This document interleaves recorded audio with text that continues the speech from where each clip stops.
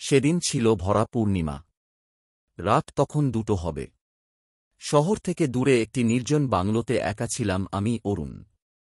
চারপাশে গভীর নিস্তব্ধতা, শুধু ঝিঁঝিঁ পোকার একঘেয়ে ডাক।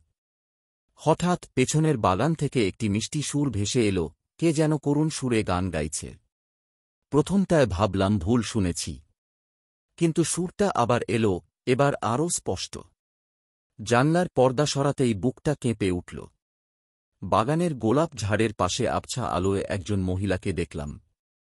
তার পরনে সাদা শাড়ি, পিঠ পর্যন্ত ছড়ানো কালো চুল, মুখটা ঢাকা।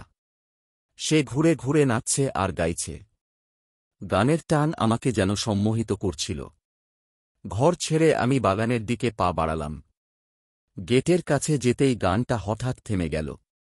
মহিলা স্থির হয়ে দাঁড়িয়ে, তার মুখটা তখনও ঘোর অন্ধকারে ঢাকা। কে আপনি? এত রাতে এখানে কি করছেন? সাহস করে জিজ্ঞেস করলাম। মহিলা ধীরে ধীরে হাত তুলল,